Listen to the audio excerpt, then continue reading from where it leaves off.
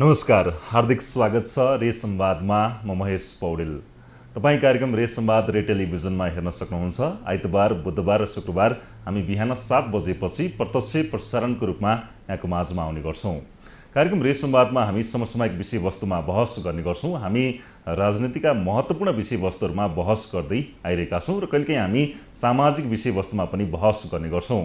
हुन त देशको मूल नेतृत्व राजनीतिले धानेको हुन्छ। राजनीतिले देशका सामाजिक विषयवस्तुहरू, आर्थिक विषयवस्तुहरू, सबै विषयवस्तुहरूमा प्रभाव पारेको हुन्छ। त्यही राजनीतिक क्षेत्रमा काम गर्नुभएका, लाग्नुभएका र सङ्घर्षशील रहनुभएका व्यक्तिहरूलाई हामी लिएर आउने गर्छौँ र उहाँसँग प्रश्न गर्नेछौँ। तपाईँले यो ठाउँमा बसेर के गर्नुभयो, पार्टीको लागि के गर्नुभयो, देशको लागि के गर्नुभयो, यिनी प्रश्नहरू हामी गर्ने गर्छौँ। आज हामी नेपाली काङ्ग्रेसको राजनीतिमा रहेर कुराकानी गर्न खोजिरहेका छौँ। नेपाली काङ्ग्रेस कस्तो पार्टी हो र यो पार्टी स्थानीय चुनावमा गठबन्धन सरकारबाट अगाडि बढ्यो र प्रदेश र सङ्घको चुनावमा कसरी जान्छ। नेपाली काङ्ग्रेसमा जुन अहिले कोषाध्यक्ष पद पनि पदविहीन भएको छ, सँगै अन्य सदस्य पनि मनोनित भएको छैन भने कोइराला समूह सभापति देउवाले एकलौटी ढङ्गले काम गर्नुभयो, एकलौटी ढङ्गले अगाडि बढ्नुभयो भनेर भेला गर्नुभयो र अब आउने पदाधिकारी र केन्द्रीय समितिको बैठकमा पनि उहाँले त्यो एजेन्डा लिएर जाने भन्ने कुरा भइरहेको छ। यही विषयमा पनि हामी कुराकानी गर्नेछौँ र सँगै अन्य समसामयिक राजनीतिक विषयवस्तुमा पनि हामी उहाँसँग बहस गर्नेछौँ। आज हामीसँग रहनुभएको छ नेपाली काङ्ग्रेसकी नेत्री डाक्टर दिला सङ्ग्रोला पन्त। आज हामी उहाँसँग कार्यक्रममा बहस गर्दैछौँ। उहाँ हाम्रो स्टुडियोमा हुनुहुन्छ। नमस्ते। अब कुराकानीको सुरुवात गरौँ न। तपाईँ नेपाली काङ्ग्रेसभित्र भइकन पनि संसदमा बेला बेलामा आफ्नै पार्टी विरुद्ध, आफ्नै सरकारमा का विरुद्ध चाहिँ तपाईँ बोल्नुहुन्छ। केही समय अगाडि मात्रै किसानले मल पाएनन्, होइन, अहिले रोपाइँको समय पनि चलिरहेछ, मल पाएनन् र मल पाउनुपर्छ, कहिले पाउँछन्, सरकार के गरेर बसेको छ, सरकार निधाएको छ भन्ने खालको यहाँले संसदबाटै भन्नुभयो। यो विषयबाट जाउँ न। यो सरकारको विरोध भन्दा पनि हामी जनताका प्रतिनिधि, होइन, जनताको पिरमर्का समस्या हामी सदन मार्फत, सभामुख मार्फत सरकारलाई खबरदारी गर्छौँ कि यो हाम्रो दायित्व र जिम्मेवारी हो। त्यसैले यो जिम्मेवारी बार बार चाहिँ सदनमा जनताले चाहिँ मल नपाउँदै गर्दा, बाढी पिडोले, भूकम्पले कहिले आउँछ, कहिले बाढी आउँछ, कहिले पहिरो जान्छ, होइन, जनता आक्रान्त हुन्छन्, राहत पुनर्स्थापना उद्धार हुँदैन। त्यस बेला पनि म संसदमा कुर्लिन्छु। जब चाहिँ महिलाहरूमाथि बलात्कार, हिंसा हुन्छ, त्यस बेला तपाईँले सदनभित्र देख्नुभयो होला, म चर्कै बोलेको हुन्छु। त्यसैले गर्दा यो सरकारको विरोध र समर्थन भन्दा पनि जनप्रतिनिधिले जनताको जनसवाल र जनजीविकाको सवाललाई चाहिँ सशक्त रूपमा उभ्याउनुपर्छ भन्ने मेरो मान्यता हो। त्यही मान्यता अनुसार म सदनमा पनि बोल्छु, कलम पनि चलाउँछु। त बचाउ गर्ने चलन हुन्छ नि। सरकारमा आउँदाखेरि सरकारको विरुद्धमा नबोल्ने, आफ्नै पार्टीले सरकार हाँकेको छ, झन् काङ्ग्रेसले त त्यो बेलामा त अझ नबोल्ने, सरकारको बचाउतिर जाने हुन्छ। तपाईँ कहिलेकाहीँ चाहिँ आफ्नै पार्टीको सरकारमा पनि यो गर्नु पर्यो है भन्ने खालको खबरदारी गर्ने गरेको देखिन्छ। यो हुँदाखेरिमा पार्टीले तपाईँलाई कहिलेकाहीँ नबोल्नुहोस् अथवा तपाईँ किन यो भनिरहनु भएको छ भन्ने कहिलेकाहीँ आउँछ कि आउँदैन? त्यस्तो त आउँदैन। हामी संसदीय व्यवस्थाको अभ्यासमा छौँ। दलभित्रका व्हिपहरू जब विधेयकहरू आउँदा, केही कुरा पार्टीको प्रतिपक्ष सत्तापक्षको कुरा आउँदा दलको मर्यादाभित्र, नियमभित्र हामीलाई व्हिप लाग्या हुन्छ, हामी त्यही व्हिपभित्र रहन्छौँ। तर जनताको सवाल बोक्ने, होइन, विशेष समय, शून्य समयमा जब हामी बोल्छौँ, हामी जनताको कुरा बोल्छौँ। तर कहीँ प्रभाव पर्छ होला केन्द्रको राजनीतिबाट पनि, सांसदहरूलाई पनि कहिलेकाहीँ बोल्ने कुराहरूमा पार्टीले एउटा किसिमले काम गरेको हुन्छ। तपाईँहरूले केही कुरा बोल्दाखेरिमा कहिलेकाहीँ पार्टीबाट यसो नभन्नुपर्ने तपाईँले भनेर त्यस्तो केही दबाब आउँछ? हाम्रो दबाब भन्दा पनि हाम्रो नैतिक दायित्व भन्छ कि जसरी हामी प्रतिपक्षमा हुँदा खुल्ला ओपोजिसन भनेको त हरेक इस्युहरू चाहिँ ओपोज गर्छ नि त, होइन, सरकारको ध्यान आकर्षण गराउनु पर्ने थियो। 4 वर्ष हामी प्रतिपक्ष भएर रह्यौँ, आज फेरि 11 महिना जति सत्तापक्ष रहेका छौँ कि। त्यस कारणले केही कुरा त फरकै हुन्छ। सत्तापक्षको भूमिका, प्रतिपक्षको भूमिका बेग्ला बेग्लै नै हुन्छ। तर समग्रमा भन्दा चाहिँ म त अहिले पनि के जोड्छु भने जनप्रतिनिधि जनताप्रति उत्तरदायी, जवाबदेही हुनुपर्छ। उनको सवाललाई सरकारलाई ध्यान आकर्षण गराउनुपर्छ। भनेपछि आफ्नै सरकार भए पनि जनताका मागहरू तपाईँले संसदमा उठाइरहनुहुन्छ, होइन? उठाइरहन्छ। अब तर्को कुरातर्फ जाउँ न। तपाईँ यो विशेष गरी बलात्कार सम्बन्धी मुद्दामा हदम्यादको विषयमा पनि लाग्नुभयो। एकदमै महिलाको विषयमा, बालबालिकाको विषयमा यहाँ धेरै लाग्नुहुन्छ र संसदमा धेरै यहाँले आवाज पनि उठाउनुहुन्छ, होइन? यो हदम्यादको विषयमा तपाईँहरूले गर्नुभएको लडाइँ के हो, होइन? यो किन आवश्यक देखियो? महिलाहरूको अवस्था के छ? तपाईँ आफै पनि महिलाको अवस्था बुझ्नुहुन्छ, होइन? तपाईँ आफै पनि महिला हुनुभयो, यो विषयमा जाउँ न, यो कसरी काम गर्नु, यसमा तपाईँ धेरै सङ्घर्ष पनि गर्नु। एकदम यो म नेपाल महिला सङ्घको केन्द्रीय अध्यक्ष भएर अधिवेशन गरेर बिदा भएकोमा पर्छु के म। लामो समयसम्म यो नेपालको हरेक भूगोललाई, हरेक महिलाको समस्यालाई नजिकबाट हेर्ने मान्छेमा म पर्छु। त्यस कारणले महिलाको समस्या के छ त? आज हामी 21औं शताब्दीभित्र छौँ, तर पनि आज यति कहाली लाग्दो होइन, क्रूरता, मानवताविहीन कार्य भइरहेका छन्। त्यसको ज्वलन्त उदाहरण चाहिँ एउटा 4-5 वर्षको नाबालिकादेखि 70 वर्षकी आमामाथि पनि बलात्कार भएको छ। बलात्कार पनि कस्तो छ भने पनि भन्न पनि अप्ठ्यारो लाग्ने होइन, ससुराले बुहारीमाथि होइन, छोराले अनि भाइले बहिनीमाथि, बाउले छोरीमाथि होइन, छिमेकी त समाज त छँदैछ। यस्ता खालका घटनाहरू घटिराखेका छन्। त्यस कारणले गर्दा हामी कानुन बनाउने ठाउँमा विधायिका पनि हौँ। यौन हिंसा विरुद्धको जुन विधेयक आयो, ऐन आउनुभन्दा अगाडि एउटा चर्चा पायो कि सदनमा पनि रुलिङ भयो होइन। एउटा चाहिँ ब्युटिसियनको कन्टेक्स्टमा गएकोले फेरि निकै समय पछाडि आफूमाथि बलात्कार भएको उजागर गरिन्। त्यसले गर्दा हाम्रो महामन्त्रीले सदनमा कुरा उठाउनु भयो, यसको खोज तलास के भयो सत्य तथ्य भनेर सभामुखले रुलिङ गर्नुभयो। त्यस पछाडि एउटा बहस हामीले सडक बाहिर पनि गऱ्यौँ, एउटा बहस हामीले चाहिँ संसदभित्र पनि गऱ्यौँ। यो सबै घटेका घटनाको यति असहज, यति पीडादायी घटनाहरू घटे, त्यसले गर्दा चाहिँ हदम्याद हटाउनुपर्छ भनेर केही हामी एमपीहरू मिलेर चाहिँ प्रतिनिधि सभामा पनि यो प्रस्ताव दर्ता गऱ्यौँ। केही एमपीहरूले राष्ट्रिय सभामा पनि प्रस्ताव दर्ता गर्नुभयो। हाम्रो उद्देश्य के थियो भने अहिले विद्यमान कानुन, यो कानुनले के गरेछ भने यो बलात्कारको घटनामा चाहिँ 1 वर्षभित्र चाहिँ उजुरी दर्ता गर्नुपर्छ भनेर छ कि घटना घटेको 1 वर्षभित्र। तर चाहिँ के छ भने अहिलेको परिस्थिति हेर्ने हो के हो भने 1 वर्षभित्रमा जो नाबालकहरू छन् तिनीहरू बोल्न सक्छन्, उनको मनोवैज्ञानिक सामाजिक असर चाहिँ एकदम ठुलो छ कि। एकातर्फ पीडकको ढाक धम्की छ, अर्कोतर्फ पारिवारिक त्रास पनि छ, अर्कोतर्फ सिङ्गो समाजले चाहिँ जहिले पनि दोषी चाहिँ महिलालाई देख्छ कि पुरुषलाई देख्दैन। त्यस कारणले गर्दा यो अनुसन्धानलाई पनि मैले अध्ययन गरेको छु। अनुसन्धानले के गर्छ भने नेपालमा यो बलात्कार सम्बन्धी घटना 50% चाहिँ उजुरी गर्न प्रहरी कार्यालय समक्ष जान्छन्, 50% चाहिँ घरमै सहेर बस्छन्। कतिले टाठाबाट ठुला बडा भएछ र मिलाउँछन्, कतिपय चाहिँ त्यो न्यायमा पहुँच हुँदैन। त्यस कारणले द्रुत न्यायिक प्रणाली हुनुपर्छ, न्याय प्रणालीमा पनि सुधार हुनु पर्यो, अनुसन्धान प्रक्रिया पनि सुधार हुनु पर्यो भनेर हदम्याद हटाउनुपर्छ भने। यसको कारण के थियो भने जब निर्मला पन्तको बलात्कारपछि हत्या भयो, भागीरथा भट्टको बलात्कारपछि हत्या भयो, तपाईँलाई थाहा छ निर्मलाको टाइममा पनि तपाईँले सुन्नुभयो होला, तत्कालीन सरकारलाई मैले खबरदारी गरेँ 35 जिल्लामा सरकार भेटियो, न्याय भेटिन भने मैले। भागीरथा भट्टको बलात्कारपछि हत्या हुँदा पनि सुदूरपश्चिम जो बैतडी पुगेर प्रत्येक जिल्लामा होइन उनको न्यायको लागि हाम्रो अभियान चलाएर मुख्यमन्त्रीलाई ज्ञापन चाहिँ हामीले घेराउ गरेका थियौँ धनगढी। त्यस कारणले गर्दा यो हाम्रो दायित्व भन्छ कि अब कानुन बन्दैछ नि त, यो कानुनमा पनि हामीले सुधार गरौँ भनिकन हामीले संशोधन प्रस्ताव पनि हालेका छौँ यौन हिंसा सम्बन्धी विधेयक। तर चाहिँ त्यसमा छलफलमा तपाईँले आइरहेको एउटा तर्क पनि देखिरहनु भएको छ, यसलाई कसरी क्याटेगोराइज गर्ने, व्यवस्थित गर्ने, नाबालिकाको हकमा कति हदम्याद राख्ने होइन, त्योदेखि माथि कति हदम्याद राख्ने भनेका छन्। तर चाहिँ हामीले चाहिँ हदम्याद चाहिँ हटाउनुपर्छ भनेर चाहिँ एउटा बहस चाहिँ चलाएको छ। यो हदम्यादको विषयमा कानुन मन्त्री पहिला सकारात्मक देख्नु भएको थिएन, किनभने यो राख्दाखेरिमा भोलि समस्या हुन्छ, उजुरीको चाङ हुन्छ, मान्छेलाई गलत रूपले प्रयोग गर्छन् कि भन्ने कुराहरू पनि आएको थियो। तपाईँ एकजना महिला भइकन पनि यो विषयमा कसरी हेर्नु भएको छ, यसलाई कसरी लैजाँदाखेरि राम्रो हुन्छ? तपाईँहरूले पनि केही योजना, केही खाका त तयार पार्नु भएको छ होला हदम्यादको विषयमा?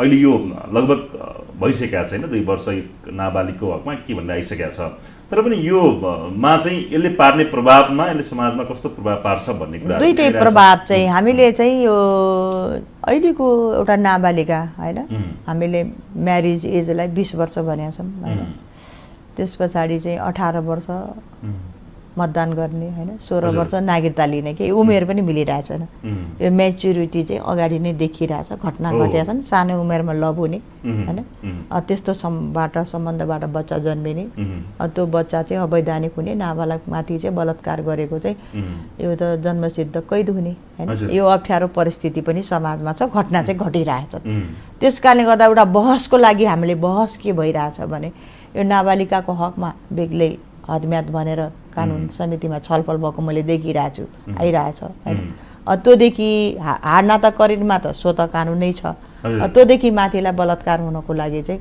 हदम्याद चाहिँ 2 वर्ष यता 3 वर्ष भन्ने चाहिँ बहस चलिरहेछ। हजुर अब काङ्ग्रेसकै राजनीतितर्फ जाउँ तपाईँ स्थानीय चुनावमा पनि लागेर काम गर्नुभयो काङ्ग्रेसमा हुन त काङ्ग्रेसले केन्द्रदेखि सबै स्थानीय तहसम्म कार्यकर्ता खटाएको थियो काङ्ग्रेसमा जुन हिसाबले स्थानीय चुनावमा काङ्ग्रेस होमियो गठबन्धन सरकारबाट होमियो काङ्ग्रेसलाई फाइदा भयो एकदमै यसपालिको चुनावमा काङ्ग्रेसलाई गठबन्धन गरेर काङ्ग्रेस पहिलो पार्टी बन्न सफल भयो भनेर चाहिँ सँगै हिँडेका दलहरूले भन्ने गर्छन् तपाईँ के भन्नुहुन्छ? यो दुईटै पाटो आजको राष्ट्रिय आवश्यकता होइन गठबन्धनको नेतृत्वसहित हामी सरकारमा छौँ एउटा हामीले अभ्यास गऱ्यौँ स्थानीय तहमा गठबन्धन गऱ्यौँ र गठबन्धन सफल पनि भयो कति ठाउँमा असफल पनि भयो हामी हारेका पनि छौँ तर समग्रमा नेपाली काङ्ग्रेस पहिलो पार्टी बनिया छ कि होइन स्थानीय सरकार काङ्ग्रेसको सरकार पनि भएको छ हामी चाहिँ त्यस बेला दोस्रोमा थियौँ त्यो सफलता नै म देख्छु त्यस कारणले यो सफलताको सेरोफेरोमै टेकेर फेरि पनि गठबन्धनले गर्दाखेरि सफलता मिल्यो भन्ने लाग्छ कि हामी पार्टी नै राम्रो हो हामी राम्रो गरेको एकातर्फ चाहिँ हाम्रो विचार पार्टी सिद्धान्त हाम्रो भूमिका होइन त्यसले पनि नेपाली जनताले मत दिएका छन् अर्कोतर्फ नेपालमा एउटा संस्कृति नै भइसक्यो गठबन्धन संस्कृति योभन्दा अगाडि पनि गठबन्धन भयो गठबन्धन टिक्न सकेन आफ्नै पार्टीभित्र मलाई लाग्छ नेपालको इतिहासमा प्रतिपक्ष बनेर गएको पार्टी सत्ता चलाएर उसैको नेतृत्वमा चाहिँ आज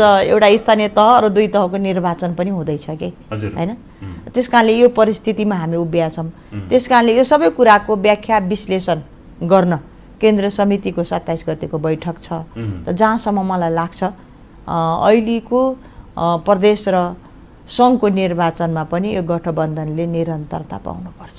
हजुर तर यही कुर्सीमा आएर झलनाथ खनालजी आउनुभएको थियो उहाँ नेकपा एकीकृत समाजवादीको सम्मानित नेता पनि हुनुहुन्छ उहाँले के भन्नु भने काङ्ग्रेसलाई हामीले साथ दिएपछि काङ्ग्रेसलाई दम्म भएको छ र काङ्ग्रेस चाहिँ हामी एक्लै भए पनि हामी चाहिँ राम्रो गर्न सक्थ्यौँ काङ्ग्रेसलाई दम्म भयो हाम्रो मन्त्री हेरफेरमा पनि काङ्ग्रेसले हेलचक्राइ गर्यो स्वयं प्रधानमन्त्रीले हेलचक्राइ गर्नुभयो म काङ्ग्रेसलाई यहीँबाट भन्न चाहन्छु खबरदारी गर्न चाहन्छु भनेर भन्नुभयो तपाईँहरूले अन्य दलहरूलाई त्यति महत्त्व दिनुभएको छैन? महत्त्व नदिएको होइन तपाईँले हाम्रो माननीय झलनाथ खनालले पनि बोलेको सुन्नुभयो होइन मन्त्रीमण्डल हेरफेर भयो उहाँको पार्टीको आन्तरिक कुरा थियो एउटा पार्टीले मन्त्रीमण्डल हेरफेर गर्नुपर्छ भन्दै गर्दा त्यस बेला बजेट थियो उहाँकै मन्त्रीले हामीले डिफेन्स गर्न पाउनुपर्छ हाम्रो बजेट होइन किनभने छलफलमा थियो र आज फेरि फेरबदल भइसकेको छ होइन दोस्रो तपाईँले अझ उठाउन बिर्सिनु भएको छ भर्खर चाहिँ नेकपा माओवादीको पनि त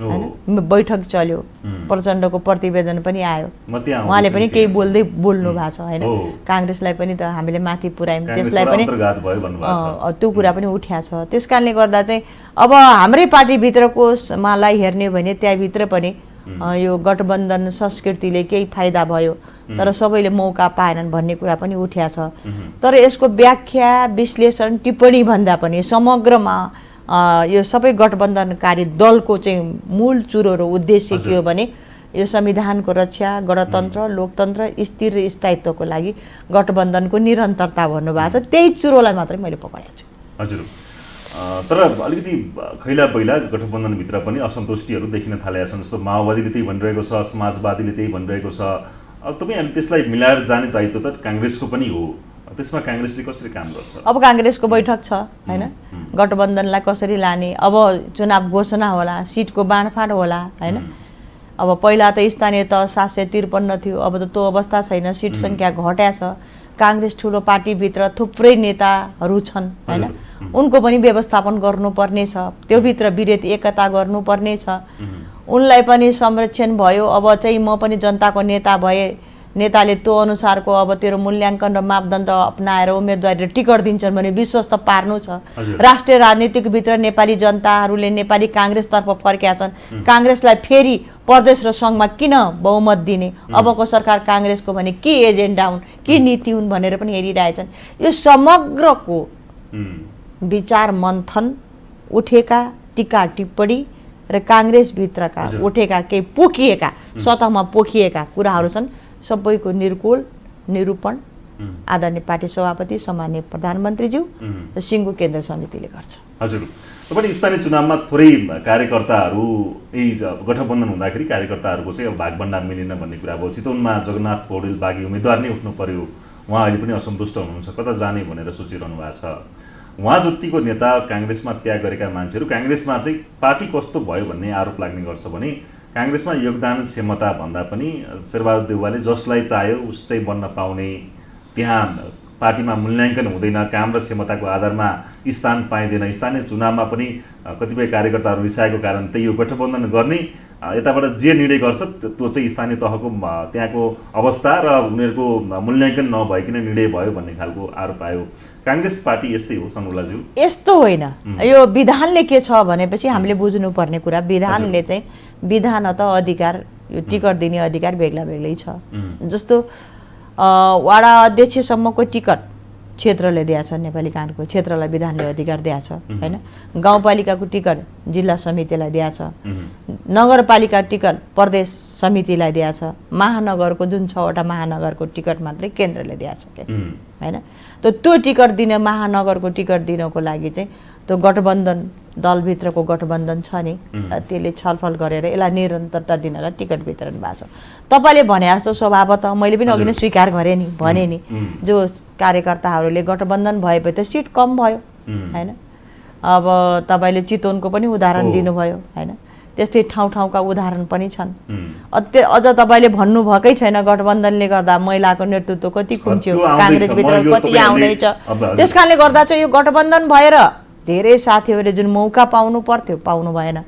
तर पनि त गठबन्धन गर्दै गर्दा चाहिँ यो सरकारले फेरि यो पहिलो दल पनि त काङ्ग्रेस भएको छ नि होइन, एउटा स्थायित्व पनि त देखा परेको छ र फेरि आउने चुनावलाई पनि त एउटा सम्भावना पनि त देखिएको छ। सबै अवसरका केही चुनौती पनि हुन्छन्, त्यसका फाइदा पनि हुन्छन्, बेफाइदा पनि हुन्छन्। त्यसैले म के भन्छु भने नेताले अब चाहिँ दूरदृष्टि राख्नु पर्यो। जसले अस्ति भूमिका पाएनन् तिनलाई पार्टीभित्र के भूमिका दिने, अब आउने प्रदेश र सङ्घको निर्वाचनमा चाहिँ समग्र मापदण्ड र मूल्याङ्कनको पद्धतिको आधारमा उम्मेदवारी टिकट वितरण गर्ने, कार्यकर्ताको व्यवस्थापन पनि निर्वाचन हो के, चुनाव मात्र होइन। यसका रणनीतिहरू आन्तरिक पनि हुन सक्छन्, बाह्य पनि हुन सक्छन्। जबसम्म हामीले आन्तरिक रूपमा मिलाउन सकेन भने तपाईँले भने जस्ता घटनाहरू घट्छन्, कोही विद्रोही बने, कोही बागी बने होइन, सिनियर साथीहरू।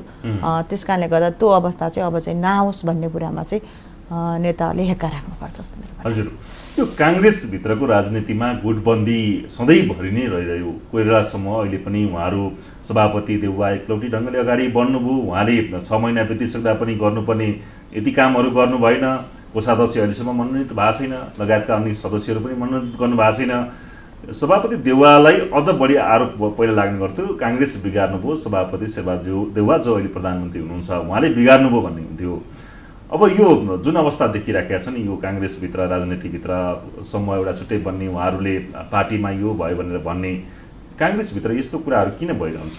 यो काङ्ग्रेस भनेको लोकतान्त्रिक पार्टी के, आन्तरिक लोकतन्त्र। तपाईँले बिपीको पालादेखि होइन, बिपीको पालादेखि सुवर्ण शमशेर, गणेशमान होइन, हेर्दै हेर्दै गिरिजाबाबुको पालामा आउनु सुशील कोइराला, अन्य अहिले हुँदाहुँदै हामी शेरबहादुर देउवाकोसम्म आइपुगेका छौँ। हजुर, त्यस कारणले गर्दा यो पार्टीभित्रको किचलो भन्दा पनि पार्टीभित्र सबैलाई मिलाएर लैजानुपर्छ भने एउटा स्वर चाहिँ उठ्दै आउने होइन, अन्तिममा सबै एकताबद्ध भएर जाने।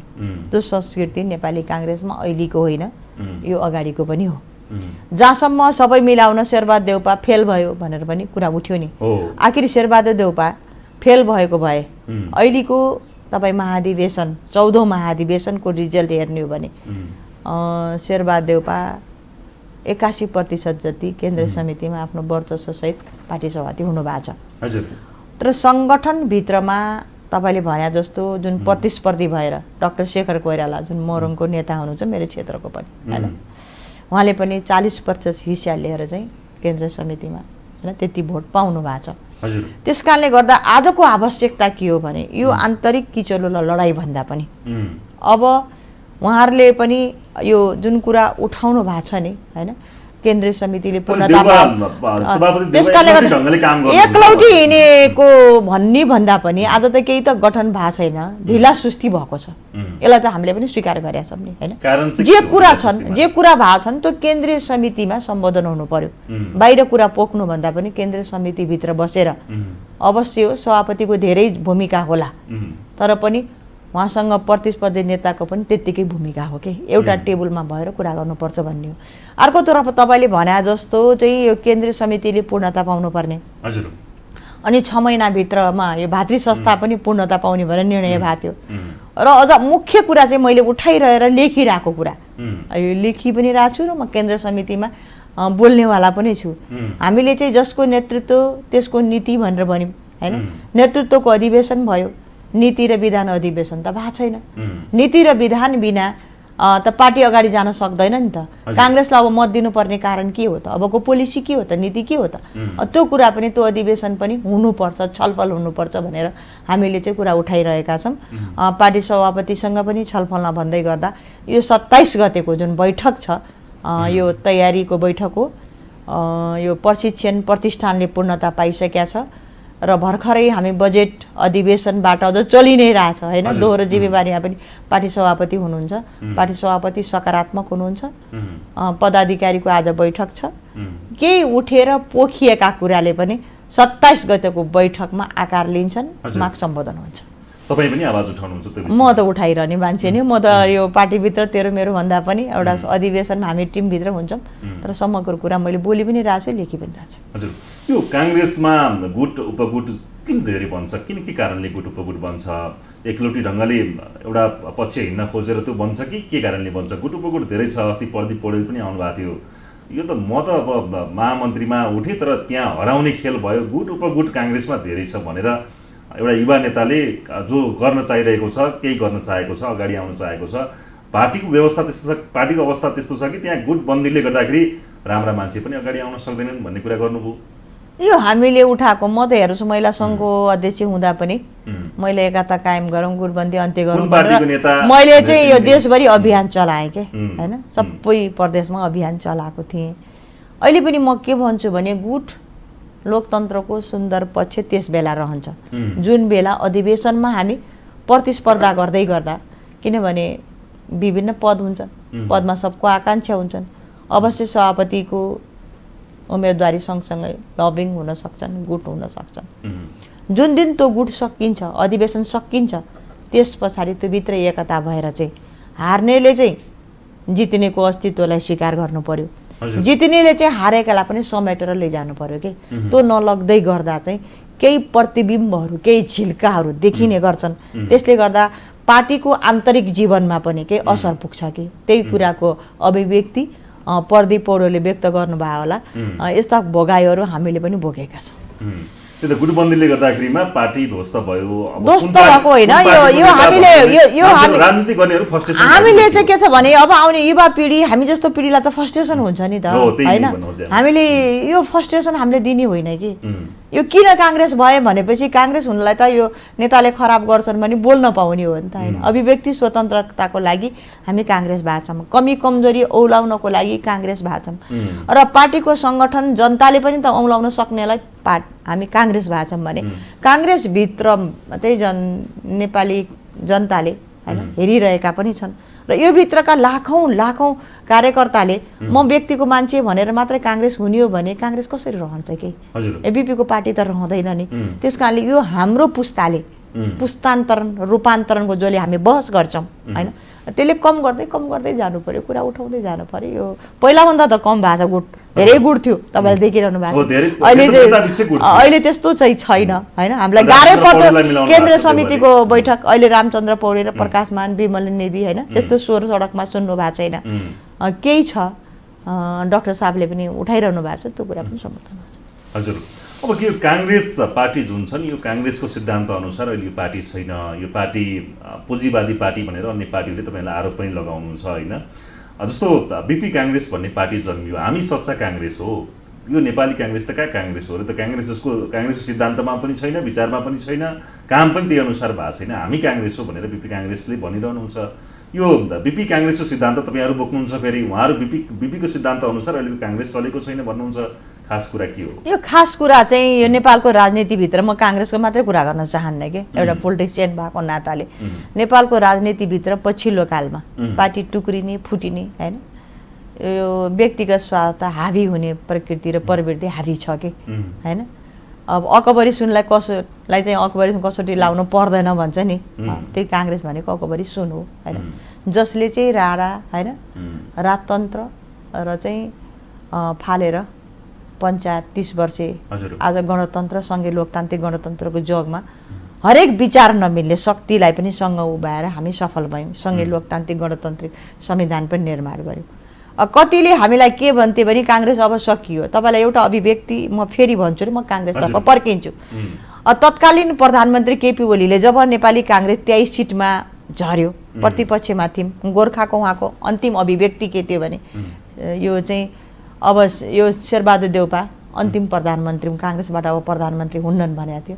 आज के भयो? सिंहदरबारबाट बालुवाटारबाट बालकोटमा बहिर्गमन भयो, आफ्नो सरकार आफै गयो। हामीले दुई चोटि प्रतिनिधि सभा भङ्ग भएर यस्ता एमपी भयौँ, हामी जिउँदैछौँ भनेर सर्वोच्च अदालतमा हस्ताक्षर गर्न पुग्यो होइन।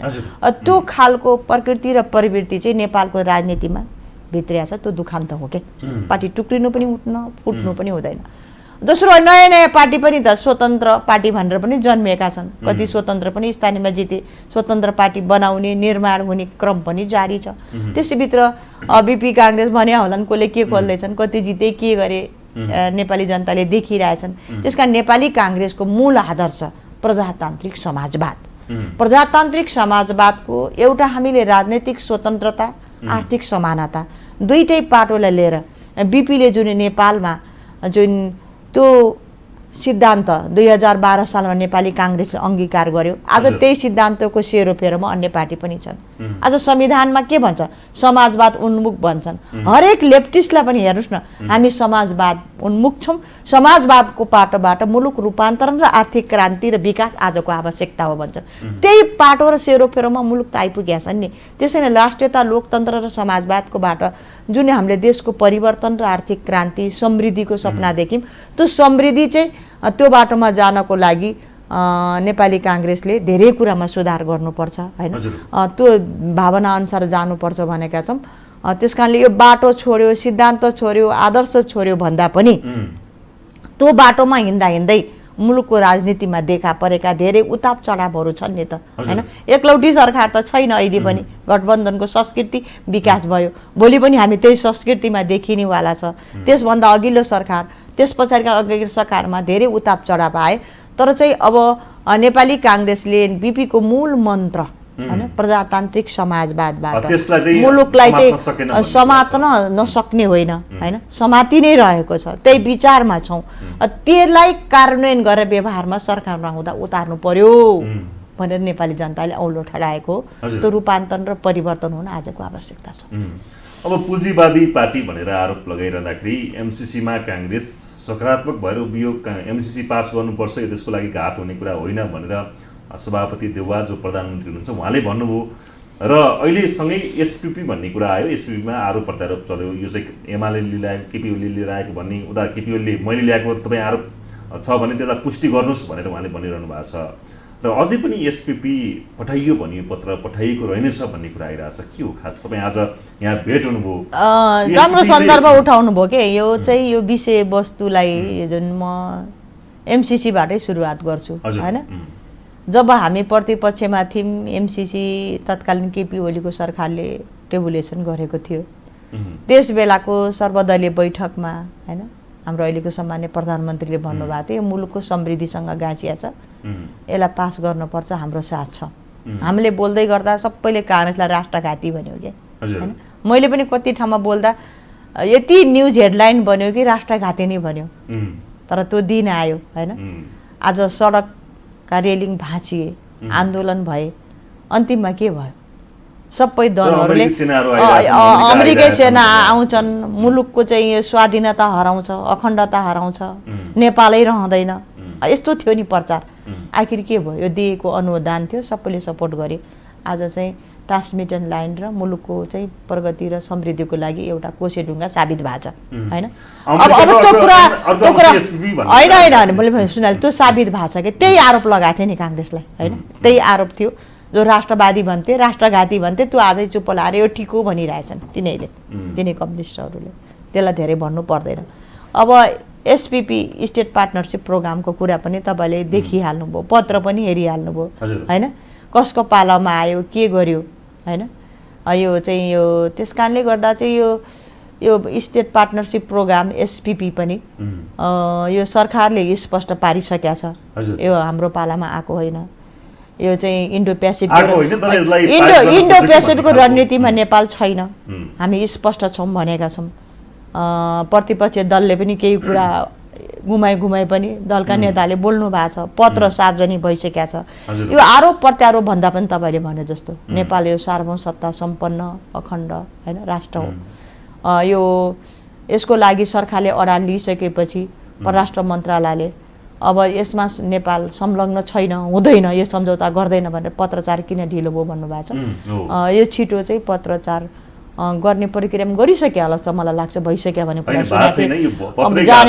पत्रै गएको छैन भन्ने कुरा आएको छ तपाईँको टेलिभिजनमा मार्फत के भन्छु भने छिटो जुन हामीले स्पष्टता पारदर्शिता यो हामी संलग्न छैनौँ इन्डो पेसिफिकको रणनीतिमा नेपाल जाँदैन सम्झौता गर्दैन हस्ताक्षर गर्दैन भनेको छ यो पत्रचार गर्न यदि ढिलो भएको छ भने ढिलो गर्नु हुँदैन भने सरलाजी यो काङ्ग्रेसले अहिले के नाटक गरेको थाहा छैन काङ्ग्रेसले एसपीपी पास गर्छ कि सभापति देउवा पास गर्नुहुन्छ कि सभापति देउवा पनि आर्जु देउवाबाट सञ्चालित हुनुहुन्छ हैन यो विशेष गरी अहिले आर्जु देउवाको धेरै कुराहरू आइरहेछ यहाँ थाहा छ यो प्याडको कुराहरूदेखि लिएर अन्य कुराहरूमा यो पास गर्न खोज्या हो कि काङ्ग्रेसले भन्ने खालको यो होइन भनेर काङ्ग्रेसले विश्वास दिलाएर सदनभित्र गृहमन्त्री परराष्ट्र मन्त्रीले बोलिसक्नुभयो विभिन्न कार्यक्रममा म यसमा संलग्न छैन प्रधानमन्त्रीज्यूले भनिसक्नुभयो गठबन्धनकारी दलमा भइसक्नुभयो भने यो कसैले सम्झौता गरायो को बोल्दैछ कुन तत्त्व हाबी भएको छ कि यसतर्फ हामी नजाउँ हैन आज काङ्ग्रेसको नेतृत्वमा सरकार छ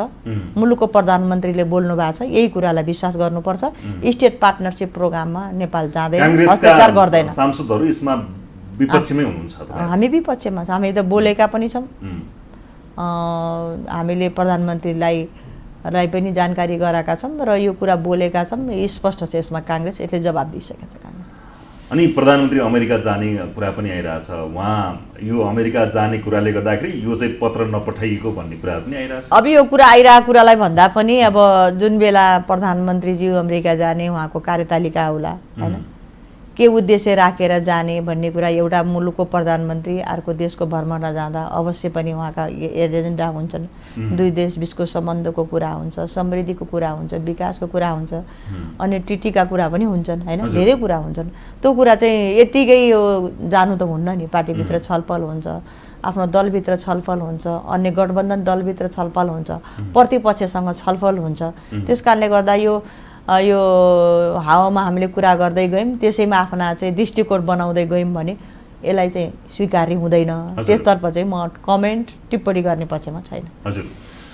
संसदमा एउटा हङ्गामा मच्यो नि अर्थमन्त्रीको विषयमा तपाईँ पनि अब संसदभित्रै हुनुहुन्छ होइन अर्थमन्त्री तपाईँहरूकै गठबन्धनको सरकार माओवादीका नेता पनि हुनुहुन्छ उहाँले करको दर हेरफेर गर्नुभयो अनाधिकृत व्यक्ति प्रवेश गराउनुभयो भन्ने कुरा आयो यो भएको चाहिँ के हो यो आम जनताले चाहिँ बाहिरबाट मात्रै बुझेका छन् भित्री कुरा के हो थोरै तपाईँ त्यही संसदमा भित्री कुरा भन्दा पनि म चाहिँ यो अनाधिकृत व्यक्तिको बजेट निर्माण क्रममा सुन्नु न बजेट निर्माण क्रममा प्रवेश भयो हैन यो कुरा चाहिँ ठुलो अपराध हो के हैन कुनै पनि हालतमा प्रवेश गर्नु हुँदैन यसै सन्दर्भलाई लिएर चाहिँ सीसीटीभी फुटेज 13 दिनमा डिलिट भयो 13 दिनमा डिलिट भयो कानुन त यो 3 महिना रहनुपर्छ दुईटै कुरासँग म चाहिँ एग्री छैन के म डिफर गर्छु यसमा त्यसकारणले गर्दा हाम्रो पनि के थियो भने हामीले पनि भनेका थियौँ यो के हो त सत्य तथ्य हैन नेपाली जनताले त थाहा पाउनु पर्यो नि त त्यसको लागि सरकारले संसदीय छानबिन समिति बनाएको छ, अनौपचारिक एउटा बैठक सकिएको छ। यो छानबिन समिति बनिसकेपछि मैले त बोल्न मिल्दैन नि, नहुँदासम्म त हामीले बोल्यौँ लेख्यौँ पनि होइन, यो गलत हो। यदि हो भने छानबिन हुनुपर्छ, गृहमन्त्रीले राजीनामा दिनुपर्छ, यो त हाम्रो माग थियो, हामीले पनि बोलेका थियौँ, बोलेको कुरा हो यो। अर्थमन्त्रीले हाम्रो महामन्त्रीले बोल्नुभयो, बाहिर टेलिभिजनमा हामीले पनि बोल्यौँ, कतिपय मिडियाले मसँग इन्टरभ्यू पनि लिनुभयो। आखिर त्यही भयो, राजीनामा पनि दिनुभएको छ, संसदीय छानबिन समिति पनि गठन भएको छ। यसले सत्य तथ्य ल्याउनुपर्छ। हजुर, अब जाउँ न सङ्घ र प्रदेशको चुनावतर्फ। काङ्ग्रेसले स्थानीय चुनावमा जुन हिसाबले सिट हासिल गर्यो र अब सङ्घ र प्रदेशको चुनावमा कसरी जाने, काङ्ग्रेसका त्यत्र कार्यकर्ता तपाईँले भने जस्तो मिलाएर लिएर जानुपर्ने छ, उहाँहरूको सबैको आकाङ्क्षा पनि छ। अन्य दलहरू पनि अब गठबन्धनको औचित्यको बारेमा सोच्नुपर्ने बेला आयो। काङ्ग्रेसले केन्द्रमा गरेको तालमेल स्थानीय तहसम्म पुगेन, त्यहाँ काङ्ग्रेसले घात गर्यो भनेर ती पार्टीहरू भनिरहेका छन्। अब कसरी जाने र कम्युनिस्ट काङ्ग्रेसको सरकार टिक्दैन कि भन्ने खालको कुराहरू पनि आइरहेछ, के भन्नुहुन्छ यहाँ? यो सरकार टिक्दैन कि भन्ने धेरै कुरा भन्दा पनि तपाईँले भने जस्तो हामीले पनि भनिरहेछौँ कि हामीले पनि यो पार्टीभित्र लगानी गरेको म जस्ता थुप्रै होनार साथीहरू छन् नि त। अब हुँदा सङ्घको क्षेत्र त सङ्कोचन हुन्छ, अब कम हुन्छ नि त गठबन्धन गर्दा। कार्यकर्ताको व्यवस्थापन कहाँ हो त होइन? एउटा व्यक्ति एउटा क्षेत्रमा उठिरहन्छ, अर्को व्यक्तिले चाहिँ अब फेरि टिकटै पाउँदैन भने त्यो विद्रोह पनि सुरु हुनसक्छ। तर गठबन्धनको संस्कृतिलाई निरन्तरता दिन सकेन भने फेरि भोलि सरकार बनाउने क्रममा पनि त्यही भएको देखिएको छ नेपालमा होइन, एकलौटी कसैको सरकार बन्न सकेन। त्यस कारणले गर्दा चाहिँ उहाँहरूले एउटा बार्गेनिङ पनि गरिरहनु भएको छ होइन, काङ्ग्रेसले यो गर्यो उहाँको बार्गेनिङ जस्तो मलाई लाग्छ।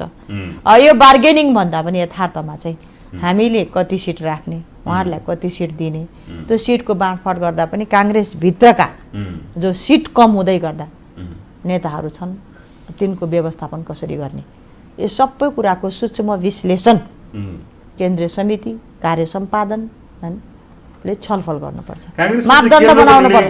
तब त्यो निर्णय अनुसार बल्ल गठबन्धनमा गएर निर्णय गर्नुपर्छ भन्ने चाहिँ मेरो मान्यता हो। काङ्ग्रेसमा भएको केन्द्रको निर्णय चाहिँ कार्यकर्ताहरू मान्न तयारै छैन। काङ्ग्रेसको चितवनमा पनि त्यो देखिकै हो।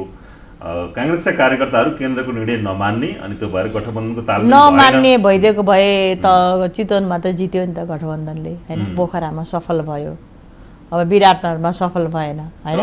कतिमा असन्तुष्टि हुन्छन्, त्यसमा असन्तुष्टिलाई कसरी सम्बोधन गर्ने भन्ने कुरामा चाहिँ एकदम गहन छलफल गर्नुपर्छ। यतिकै चाहिँ गठबन्धनले जे भन्यो सिट दिने, टाका टाका नेतालाई टिकट दिएर पठाउने पनि सफलता हासिल गर्न सकिँदैन। अब महिला सहभागिताको कुरा गरौँ, तपाईँ आफै पनि महिला, तपाईँहरूले उठाउनु भएको थियो स्थानीय चुनावमा पनि यो गठबन्धन गर्दाखेरिमा महिला चाहिँ सिट सङ्ख्या कम हुने भयो, महिलाहरू चाहिँ पछाडि पर्ने भयो भन्ने कुरा थियो। कस्तो रह्यो स्थानीय चुनावमा महिला सहभागिता, त्यसले कतिको प्रभाव पर्यो तपाईँहरूले भने जस्तो, र सङ्घ र प्रदेशको चुनावमा यसो नहुनको लागि तपाईँहरूको चाहिँ के हो? हामी एकदम सजग छौँ, यो कुरा एकदम हामीलाई टच गरेको छ कि होइन। स्थानीय तहको निर्वाचनमा जुन संविधानको धारा 38ले होइन महिलाको समानुपातिक समावेशी प्रतिनिधित्व बन्यो, स्थानीय तहको ऐन 2074 को 17 भागले चाहिँ के भनेको छ भने अध्यक्ष उपाध्यक्ष मेयर उपमेयर मध्ये एक महिला बन्यो। यो मान्छेले सोच के बनायो भने एउटा भाइटल पोस्टमा एकजना महिला जान्छ, हेर्दा पनि त्यस्तै राम्रो लाग्ने भइसक्यो कि। तर अहिलेको स्थानीय तहको निर्वाचनमा के भने गठबन्धन भयो।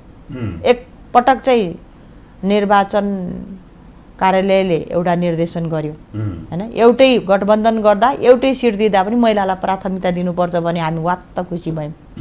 त्यस पछाडि फेरि सायद यही सेरोफेरो होला, एउटा दिँदा त संविधानले बाध्यकारी बनाएको छैन, दुईवटा दिँदा पो एउटा महिला एउटा पुरुष दिनुपर्ने हो।